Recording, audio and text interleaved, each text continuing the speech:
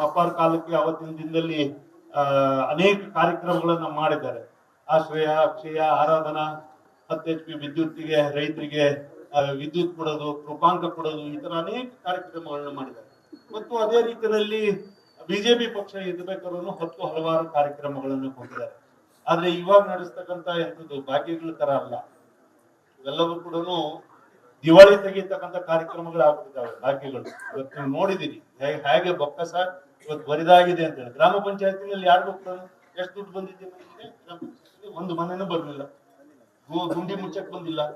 ಕುಡಿಯೋ ನೀರಿಗೆ ಮೊನ್ನೆ ಒದ್ದಾಡ್ಸಿ ನೀರಿಗೆ 50,000 ರೂಪಾಯಿ, 1,00,000 ರೂಪಾಯಿ ಕೂಡ ಬಂದಿದ್ರು ಅಲ್ವಾ?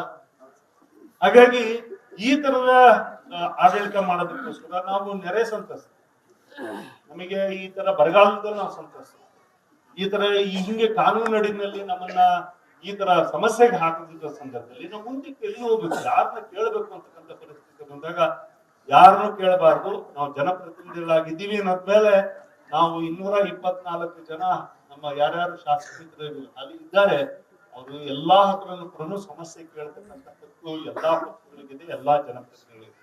ಮತ್ತೆ ಯಾರ್ಯಾರು ನಾವು ಶಾಸಕರಾಗಿ ಇದ್ದಂತವ್ರು ಇದ್ದೀವಿ, ನಮ್ಗೆಲ್ಲರಿಗೂ ಕೂಡ ಇವತ್ತಿಗೂ ಕೂಡ ಸರ್ಕಾರ ನಮಗೆ ತಿಂಗಳ ಪೆನ್ಷನ್ ಕೊಡ್ತೀವಿ. ಅಧಿಕಾರಿಗಳು ನಮ್ಮ ಪರವಾಗಿ ಇಲ್ಲ, ಇದು ನೈಜವಾಗಿ ಮಾಡಿದ್ರು ವೆರಿ ವಿರಳ. ಇಲ್ಲಾಂದ್ರೆ ಬೀದರ್ ಮೇಲೆ ಏನ್ ಮಾಡಿದ್ರು, DC ಇದ್ದವರು ತಗೊಂಡು ಎಲ್ಲಾನು ಕೂಡ ಬರೆದು ಈ ತರ ಹಿಂಗೆ ಅನ್ಯಾಯ ಮಾಡಿರ್ತಕ್ಕಂಥದ್ದನ್ನ ಸುಮಾರು ನಮ್ಮ ರಾಜ್ಯದಲ್ಲೇನೆ ಇವತ್ತು 1,500,000 ಅವ್ರು ಹೇಳ್ತಾ ಇದ್ದಾರೆ, ನಾವು 2,500 ಅಂತ ಜಾಸ್ತಿ ಹೇಳ್ತಾ ಇದ್ದೀವಿ. ಯಾಕಂದ್ರೆ ಅಷ್ಟೊಂದು ಜಮೀನುಗಳು ಇನ್ನೂ ಕೂಡ ಅಡಿಗೆ ಕೂತಿದ್ದಾವೆ. ಇಡೀ ದೇಶದಲ್ಲಿ 9.5-10 ಲಕ್ಷ ಇದ್ದಿದ್ದು ಇವತ್ತಾಗಲೇ 25ರಿಂದ 30 ಲಕ್ಷ ಎಕರೆ ಇವತ್ತು ವಕ್ಫ್ ಬೋರ್ಡ್ ಅಲ್ಲಿ ಇದೆ ಅಂತದನ್ನ ನಾವು ಹೇಳ್ತಾ ಇದ್ದೀವಿ. ಹಾಗಾಗಿ ಇವತ್ತು ಈ ವಾತಾವರಣ ಏನಿದೆ ಇದನ್ನ ಬದಲಾವಣೆ ಮಾಡಬೇಕು ಅನ್ನೋದು ನಮ್ಮೆಲ್ಲರ ವಿನಂತಿ ಮಾನ್ಯ ಪ್ರಧಾನಮಂತ್ರಿಗಳಿಗೆ. ಯಾಕಂದ್ರೆ ಈ ಕಾನೂನು ಬರೋದು ಪ್ರಧಾನಮಂತ್ರಿಗಳಿಗೆ ವಕ್ಫ್ ಬೋರ್ಡ್ ಕಾನೂನು ಬರೋದು ಪಾರ್ಲಿಮೆಂಟ್ ಅಲ್ಲಿ. ಯಾವ ರಾಜ್ಯದಲ್ಲೂ ಕೂಡ ಇದನ್ನ ಕಾನೂನನ್ನ ಮಾಡಿಲ್ಲ. ಇವ್ರು ಹೇಳ್ತಾ ಇದಾರಲ್ಲ, ಇದು ಜಮೀರ್ ಅವ್ರು ಕುತ್ಕೊಂಡು ಅದಾಲತ್ ನಡೆಸ್ಬಿಟ್ಟು DC ನ ಪಕ್ಕದಲ್ಲಿ ಕೂರ್ಸ್ಕೊಂಡು ಚಟ್ನಲ್ಲಿ ಇದು ಪೂರ್ತಿ ದಿಕ್ರೆ ಅಂತ ಹೇಳ್ಬಿಟ್ಟು 960 ಎಕರೆನು ಪಕ್ಕದಲ್ಲಿ ಕೂರ್ಸ್ಕೊಂಡು ಬರೆದಿದ್ದು. ಯಾರಿಗೆ ನೋಟಿಸ್ ಕೊಟ್ಟು ಬಡಿಸಿದ್ರು ಇದನ್ನ? ಇದು ಸರಿಯಾದಂತ ಒಂದ್ ವೇಳೆ ನೀವು ಏನಾದ್ರು ಆತರ ಆಗಿದೆ ಅನ್ನೋದಾದ್ರೆ ಆ ರೈತರನ್ನ ಕರೆಸಿ ಇಲ್ಲಿ ಸ್ಪಾಟ್ ಇನ್ಸ್ಪೆಕ್ಷನ್ ಬಂದು ಇಲ್ಲಿ ನಿಮ್ಮ ಹತ್ರ ಚರ್ಚೆ ಮಾಡಿ, ಇಲ್ಲಿ ಸ್ಪಾಟ್ ಅಲ್ಲಿ ನೀವೇನಾದ್ರು ಉಳುಮೆ ಮಾಡ್ತಾ ಇದ್ದೀರಾ, ಮನೆ ಕಟ್ಟಿದ್ದೀರಾ, ಶಾಲೆ ಕಟ್ಟಿದ್ದೀರಾ, ರಸ್ತೆ ಕಟ್ಟಿದ್ದೀರಾ, ಅಥವಾ ಸರ್ಕಾರಿ ಕಟ್ಟಡಗಳು ಕಟ್ಟಿದ್ದೀರಾ, ಏನಾಗಿದೆ ಅಂತ ಹೇಳಿ ನೋಡ್ಬಿಟ್ಟು ತಾನೆ ನಿಮಗೆ ಇಲ್ಲಿ ಗ್ರಾಮ ಸೇವಕ ಇದ್ದಾನೆ, ಗ್ರಾಮದ ಅಧಿಕಾರಿಗಳಿದ್ದಾರೆ, ನಿಮಗೆ VAಗಳಿದ್ದಾರೆ, PDOಗಳಿದ್ದಾರೆ, ಇವ್ರಿಂದೆಲ್ಲ ವರದಿ ತರಿಸಿ ಮಾಡ್ತಾರೋ ಅಥವಾ DC ಆಫೀಸ್ ಕುತ್ಕೊಂಡು ಪಕ್ಕದಲ್ಲಿ ಕೂರ್ಸ್ಕೊಂಡು ದಿಕ್ಕಬಾ ಬರ್ತದ? ಇದು ಮೇಲ್ನೋಟಕ್ಕೆ ಹ್ಯಾಕ್ ಕಾಣಿಸುತ್ತೆ ಅಂದ್ರೆ, ಯಾರ್ಯಾರಿಗೆ ಜಮೀನುಗಳಿಗೆ ನಾವು ನೋಟಿಸ್ ಕೊಟ್ಟಿದೀವೋ ನೀವು ಇದಕ್ಕೆ ಕಲೆಕ್ಷನ್ ಮಾಡ್ತೀವಿ. ಮೇಲ್ನೋಟಕ್ಕೆ ಹಂಗೆ ಅನ್ಸುತ್ತೆ. ನೋಟಿಸ್ ಕೊಡದೇ ಇದ್ರೆ ಮತ್ತೆ ಇನ್ನೇನ್ ಮಾಡೋದು? ಇದು ಸರಿಯಾದಂತ ಒಂದು ಮಾರ್ಗ ಸರ್ಕಾರ ನಡೆಸಿದ್ದಲ್ಲ. ಜಮೀರವ್ರ ಮಂತ್ರಿಗಳಾಗಿ ಅವರಿಗೆ ಈ ಕಾನೂನಿನ ಅರಿವಿಲ್ಲ, ಸರ್ಕಾರ ಹಾಕಿ ನಡೀತದೆ ಅಂತಕ್ಕಂಥ ಅರಿವಿಲ್ಲದಂಗೆ ಇವ್ರ ನಡವಳಿಕೆಗಳನ್ನ ಮಾಡಿದ್ದಾರೆ. ಹಾಗಾಗಿ ನಾವಿವತ್ತು ಚಟ್ನಳ್ಳಿ ಗ್ರಾಮಕ್ಕೆ ಬಂದಿರತಕ್ಕಂಥದ್ದು ಮೂಲ ಉದ್ದೇಶ ಏನಂದ್ರೆ, ನಿಮ್ಮಂತ ಅನೇಕ ಹಳ್ಳಿಗಳಿಗೆ, ಅನೇಕ ಮಠಮಾನ್ಯಗಳಿಗೆ, ದೇವಸ್ಥಾನಗಳಿಗೆ, ಸರ್ಕಾರದ ಜಮೀನುಗಳಿಗೆ, ಬೆಂಗಳೂರು ಹತ್ರ ಒಂದು 160 ಎಕರೆ ಜಮೀನಿದೆ ಇವತ್ತು ಯಲಹಂಕದಲ್ಲಿ. 160 ಕೇಸ್ ನಾವೇ ನಡೆಸಿದ್ವಿ, ನಮ್ಮ ಕಮಿಟಿನಲ್ಲೇ ನಡೆಸಿದ್ವಿ. ಸುಮಾರು ಅದರಲ್ಲಿ 135-40 ಎಕರೆಯನ್ನು ತಿಂದಾಕ್ಬಿಟ್ಟಿದ್ದಾರೆ. 20-25 ಎಕರೆ ಉಳ್ಕೊಂಡಿದ್ದಾರೆ. ವಕ್ಫ್ ಬೋರ್ಡ್ನವರು ಅದಕ್ಕೆ ಹೋಗ್ಬಿಟ್ಟು ಅಲ್ಲಿ ಬೇಲಿ ಹಾಕೋಣಕ್ಕೂ ಇಲ್ಲ, ಅದು ದಂಧೆ ಆಗ್ಲಿ ಅಂತ. ಆದ್ರೆ ಇಲ್ಲಿ ಬಂದ್ಬಿಟ್ಟು ಅವರು ಇಲ್ಲಿ ರೈತರಿಗೆ ನೋಟಿಸ್ ಕೊಡ್ತಕ್ಕಂಥ ಕೆಲಸವನ್ನು ಮಾಡಿಸಿದ್ದಾರೆ. ಹಾಗಾಗಿ ನಾನು ಮಾನ್ಯ ಯತ್ನಾಳ್ ಅವರ ಈ ಹೋರಾಟಕ್ಕೆ ಸಂಪೂರ್ಣ ನಾವೆಲ್ಲರೂ ಕೂಡ ನಾವು ಯಾರ್ಯಾರು ಇದಕ್ಕೆ ಜೊತೆ ಕೊಡಿಸಿದ್ವಿ, ಸುಮಾರು ಜನಪ್ರತಿನಿಧಿಗಳು ಪಕ್ಷಾತೀತವಾಗಿ ನಾವೆಲ್ಲರೂ ಸೇರಿ ನಾವೆಲ್ಲರೂ ಒಂದು ನಿರ್ಧಾರವನ್ನ ಮಾಡಿದ್ವಿ. ಇದೊಂದು ಬಿಜಾಪುರದಿಂದ ಶುರು ಮಾಡಿರ್ತಕ್ಕಂಥ ಹೋರಾಟ ಒಂದು ದೊಡ್ಡ ಮಟ್ಟದಲ್ಲಿ ಇದು ಪರಿವರ್ತನೆಯಾಗಿ ಒಂದು ಪ್ರಗತಿಗೆ ರಕ್ಷಣೆ ಕೊಡ್ತಕ್ಕಂಥ ನಿಲುವಿಗೆ ಬಂದಿದೆ.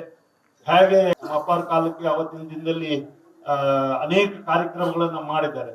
ಆಶ್ರಯ, ಅಕ್ಷಯ, ಆರಾಧನಾ, 10 HP ವಿದ್ಯುತ್ತಿಗೆ ರೈತರಿಗೆ ವಿದ್ಯುತ್ ಕೊಡೋದು, ಕೃಪಾಂಕ ಕೊಡೋದು, ಈ ತರ ಅನೇಕ ಕಾರ್ಯಕ್ರಮಗಳನ್ನ ಮಾಡಿದ್ದಾರೆ. ಮತ್ತು ಅದೇ ರೀತಿಯಲ್ಲಿ ಬಿಜೆಪಿ ಪಕ್ಷ ಇರ್ಬೇಕಾದ್ರೂ ಹಲವಾರು ಕಾರ್ಯಕ್ರಮಗಳನ್ನು ಕೊಟ್ಟಿದ್ದಾರೆ. ಆದ್ರೆ ಇವಾಗ ನಡೆಸ್ತಕ್ಕಂತ ಎಂಥದ್ದು ಭಾಗ್ಯಗಳ ತರ ಅಲ್ಲ, ಇವೆಲ್ಲವೂ ಕೂಡ ದಿವಾಳಿ ತೆಗಿತಕ್ಕಂಥ ಕಾರ್ಯಕ್ರಮಗಳು ಆಗ್ಬಿಟ್ಟಿದ್ದಾವೆ. ಭಾಗ್ಯಗಳು ಇವತ್ತು ನೀವು ನೋಡಿದೀರಿ ಹೇಗೆ ಬೊಕ್ಕಸ ಇವತ್ತು ಬರಿದಾಗಿದೆ ಅಂತ ಹೇಳಿ. ಗ್ರಾಮ ಪಂಚಾಯತಿನಲ್ಲಿ ಯಾರಿಗೂ ಕೂಡ ಎಷ್ಟು ದುಡ್ಡು ಬಂದಿದೆ ಒಂದು ಮನೆನೂ ಬರ್ಲಿಲ್ಲ, ಗುಂಡಿ ಮುಚ್ಚಕ್ ಬಂದಿಲ್ಲ, ಕುಡಿಯೋ ನೀರಿಗೆ ಮೊನ್ನೆ ಒದ್ದಾಡ್ಸಿ ನೀರಿಗೆ 50,000 ರೂಪಾಯಿ, 1,00,000 ರೂಪಾಯಿ ಕೂಡ ಬಂದಿದ್ರು ಅಲ್ವಾ. ಹಾಗಾಗಿ ಈ ತರದ ಆಡಳಿತ ಮಾಡೋದಕ್ಕೋಸ್ಕರ ನಾವು ನೆರೆ ಸಂತಸ, ನಮಗೆ ಈ ತರ ಬರಗಾಲದಲ್ಲಿ ನಾವು ಸಂತಸ, ಈ ತರ ಹಿಂಗೆ ಕಾನೂನು ಅಡಿನಲ್ಲಿ ನಮ್ಮನ್ನ ಈ ತರ ಸಮಸ್ಯೆಗೆ ಹಾಕಿದ ಸಂದರ್ಭದಲ್ಲಿ ನಾವು ಮುಂದಕ್ಕೆ ಎಲ್ಲಿ ಹೋಗ್ಬೇಕು, ಯಾರನ್ನ ಕೇಳಬೇಕು ಅಂತಕ್ಕಂಥ ಪರಿಸ್ಥಿತಿ ಬಂದಾಗ ಯಾರನ್ನೂ ಕೇಳಬಾರ್ದು. ನಾವು ಜನಪ್ರತಿನಿಧಿಗಳಾಗಿದ್ದೀವಿ ಅನ್ನೋದ್ಮೇಲೆ ನಾವು 224 ಜನ ನಮ್ಮ ಯಾರ್ಯಾರು ಶಾಸಕರು ಅಲ್ಲಿ ಇದ್ದಾರೆ, ಅವರು ಎಲ್ಲಾ ಹತ್ರನೂ ಕೂಡ ಸಮಸ್ಯೆ ಕೇಳ್ತಕ್ಕಂಥ ಹಕ್ಕು ಎಲ್ಲಾ ಪಕ್ಷಗಳಿಗಿದೆ, ಎಲ್ಲಾ ಜನಪ್ರತಿನಿಧಿಗಳಿಗೆ.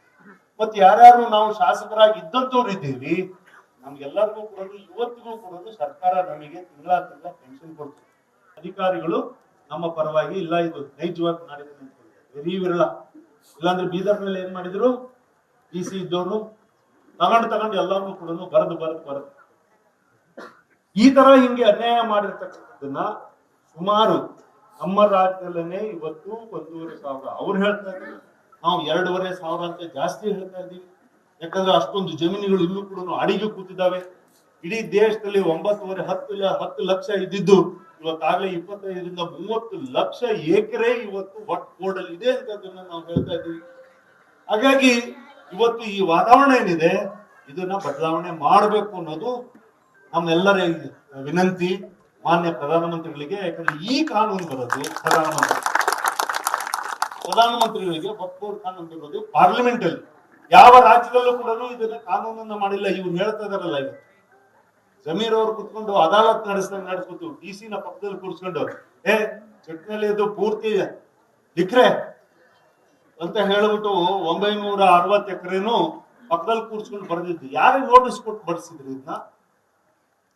ಇದು ಸರಿಯಾದಂತ ಒಂದ್ ವೇಳೆ ನೀವು ಏನಾದ್ರು ಆತರ ಆಗಿದೆ ಅನ್ನೋದಾದ್ರೆ ಆ ರೈತರನ್ನ ಕರೆಸಿ ಇಲ್ಲಿ ಸ್ಪಾಟ್ ಇನ್ಸ್ಪೆಕ್ಷನ್ ಬಂದು ಇಲ್ಲಿ ನಿಮ್ಮ ಹತ್ರ ಚರ್ಚೆ ಮಾಡಿ, ಇಲ್ಲಿ ಸ್ಪಾಟ್ ಅಲ್ಲಿ ನೀವೇನಾದ್ರು ಉಳುಮೆ ಮಾಡ್ತಾ ಇದ್ದೀರಾ, ಮನೆ ಕಟ್ಟಿದ್ದೀರಾ, ಶಾಲೆ ಕಟ್ಟಿದ್ದೀರಾ, ರಸ್ತೆ ಕಟ್ಟಿದ್ದೀರಾ, ಅಥವಾ ಸರ್ಕಾರಿ ಕಟ್ಟಡಗಳು ಕಟ್ಟಿದ್ದೀರಾ, ಏನಾಗಿದೆ ಅಂತ ಹೇಳಿ ನೋಡ್ಬಿಟ್ಟು ತಾನೆ ನಿಮಗೆ ಇಲ್ಲಿ ಗ್ರಾಮ ಸೇವಕ ಇದ್ದಾನೆ, ಗ್ರಾಮದ ಅಧಿಕಾರಿಗಳಿದ್ದಾರೆ, ನಿಮಗೆ VAಗಳಿದ್ದಾರೆ, PDOಗಳಿದ್ದಾರೆ, ಇವ್ರಿಂದೆಲ್ಲ ವರದಿ ತರಿಸಿ ಮಾಡ್ತಾರೋ ಅಥವಾ DC ಆಫೀಸರ್ ಕುತ್ಕೊಂಡು ಪಕ್ಕದಲ್ಲಿ ಕೂರ್ಸ್ಕೊಂಡು ದಿಕ್ಕಬಾ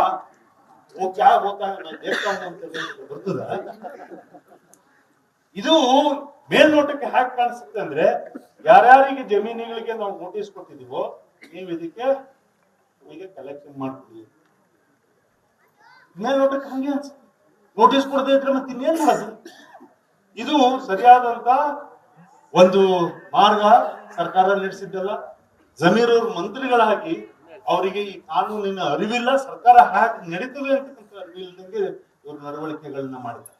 ಹಾಗಾಗಿ ನಾವಿವತ್ತು ಚಟ್ನಳ್ಳಿ ಗ್ರಾಮಕ್ಕೆ ಬಂದಿರತಕ್ಕಂಥದ್ದು ಮೂಲ ಉದ್ದೇಶ ಏನಂದ್ರೆ, ನಿಮ್ಮಂತ ಅನೇಕ ಹಳ್ಳಿಗಳಿಗೆ, ಅನೇಕ ಮಠಮಾನ್ಯಗಳಿಗೆ, ದೇವಸ್ಥಾನಗಳಿಗೆ, ಸರ್ಕಾರದ ಜಮೀನುಗಳಿಗೆ, ಬೆಂಗಳೂರು ಹತ್ರ ಒಂದು 160 ಎಕರೆ ಜಮೀನಿದೆ ಇವತ್ತು ಯಲಹಂಕದಲ್ಲಿ. 160 ಕೇಸ್ ನಾವೇ ನಡೆಸಿದ್ವಿ, ನಮ್ಮ ಕಮಿಟಿನಲ್ಲೇ ನಡೆಸಿದ್ವಿ. ಸುಮಾರು ಅದರಲ್ಲಿ 135-40 ಎಕರೆಯನ್ನು ತಿಂದಾಕ್ಬಿಟ್ಟಿದ್ದಾರೆ. 20-25 ಎಕರೆ ಉಳ್ಕೊಂಡಿದ್ದಾರೆ. ವಕ್ಫ್ ಬೋರ್ಡ್ನವರು ಅದಕ್ಕೆ ಹೋಗ್ಬಿಟ್ಟು ಅಲ್ಲಿ ಬೇಲಿ ಹಾಕೋಣಕ್ಕೂ ಇಲ್ಲ, ಅದು ದಂಧೆ ಆಗ್ಲಿ ಅಂತ. ಆದ್ರೆ ಇಲ್ಲಿ ಬಂದ್ಬಿಟ್ಟು ಅವರು ಇಲ್ಲಿ ರೈತರಿಗೆ ನೋಟಿಸ್ ಕೊಡ್ತಕ್ಕಂಥ ಕೆಲಸವನ್ನು ಮಾಡಿಸಿದ್ದಾರೆ. ಹಾಗಾಗಿ ನಾನು ಮಾನ್ಯ ಯತ್ನಾಳ್ ಅವರ ಈ ಹೋರಾಟಕ್ಕೆ ಸಂಪೂರ್ಣ ನಾವೆಲ್ಲರೂ ಕೂಡ ನಾವು ಯಾರ್ಯಾರು ಇದಕ್ಕೆ ಜೊತೆ ಕೊಡಿಸಿದ್ವಿ, ಸುಮಾರು ಜನಪ್ರತಿನಿಧಿಗಳು ಪಕ್ಷಾತೀತವಾಗಿ ನಾವೆಲ್ಲರೂ ಸೇರಿ ನಾವೆಲ್ಲರೂ ಒಂದು ನಿರ್ಧಾರವನ್ನ ಮಾಡಿದ್ವಿ. ಇದೊಂದು ಬಿಜಾಪುರದಿಂದ ಶುರು ಮಾಡಿರ್ತಕ್ಕಂಥ ಹೋರಾಟ ಒಂದು ದೊಡ್ಡ ಮಟ್ಟದಲ್ಲಿ ಇದು ಪರಿವರ್ತನೆಯಾಗಿ ಒಂದು ಪ್ರಗತಿಗೆ ರಕ್ಷಣೆ ಕೊಡ್ತಕ್ಕಂಥ ನಿಲುವಿಗೆ ಬಂದಿದೆ. ಹಾಗೆ